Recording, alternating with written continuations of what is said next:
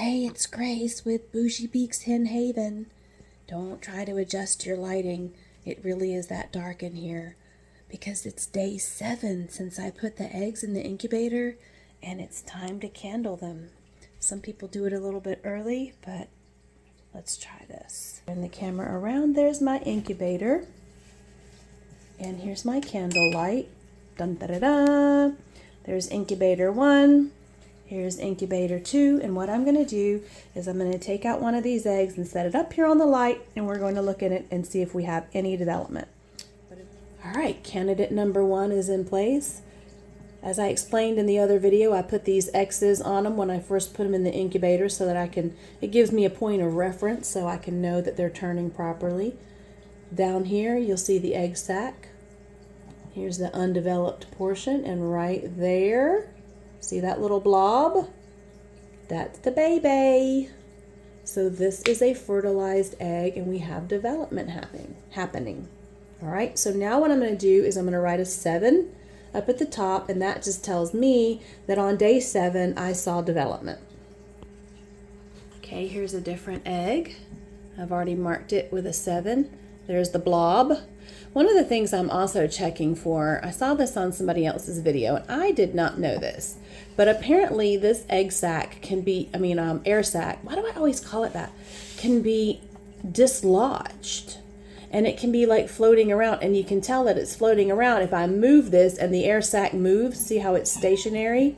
When I move it, it stays still, but if it starts floating around, or even if it's like over here somewhere hanging out, that egg is no good. It is not going to hatch, and you need to discard it. So far, I've candled 3 eggs, and I have had 3 blobs. Woohoo! All right, now this egg is interesting because it has speckles on it. See these speckles? And as I turn it, you see how it's kind of hard to tell if that's a speckle or if it's a blob. And this, coincidentally, is... Oop, my light went out because I'm wasting too much time. You don't want to fiddle funk around because see how the humidity has dropped significantly compared to 49% over here. Each time you open the incubator, it goes down. Looking at this through my camera lens, I can actually see a little better. See the blob? See it moving right there? So that's a blob and not a speckle. This is a green egg, and I will tell you that if you have, sometimes, like this one's great, I can see right through it. A lot of the times these green eggs, because they have 2 different types of pigment, you just can't hardly see through it. So sometimes I'll put a question mark rather than toss it real quick. You know, oh, I didn't see anything, toss. I'll put a question mark, and then, you know, I'll give it a couple of more days, and then I'll try to candle it again, you know, after several more days. Once the blob is bigger, then sometimes you can candle it. And sometimes with these green ones, because you really should candle egg, see I said it again, egg sac down, but air sac down. But see, sometimes you can do it like this on its top, and you can see there's our blob. You see that right there? That's our baby blob. That's the baby bump. Yeah, that's the baby bump blob. I love these blue ones. You can see through them so well. And so I wanted to show you this one because look at all the veins. See all the little vessels there? And this also is really important. I watched another lady cut an egg, a chick out of an egg, and she just explained it so much better than I did. So if I have to do it again, I'll redo my video. All these little blood vessels, you know, they are still attached to your peeper. When, look at it moving around in there. Isn't that so creepy? When your peeper breaks through and starts to hatch, like it's still not done developing. And these little blood vessels have to like break away from it. And the yolk needs to ascend up into the abdomen because that's going to be its food for the first 48 hours. That's why you can leave them in the incubator for a couple of days, 48 hours, while they dry and hatch. There's veins all over it. Let's see if you can see that. See all those veins? Okay, here's a decent example of one that is difficult to see through. You see that? Like, that's just weird looking.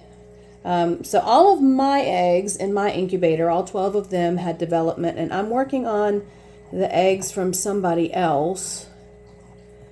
And so this one I'm going to put a question mark on because that's the yolk there, but as you can see, there's no, well, let me turn it upside down. Let's see if I can get anything out of that.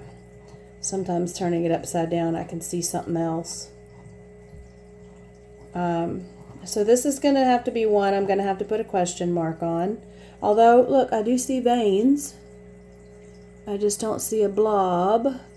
So that's a pretty good indicator that something's going on. Yeah, I would say this one's fertilized too. But you see how I can't hardly see through it. I can see through over here, but over here, there's veins in it. So we're good. But sometimes you have to kind of turn it around and around. Oop, there went my light.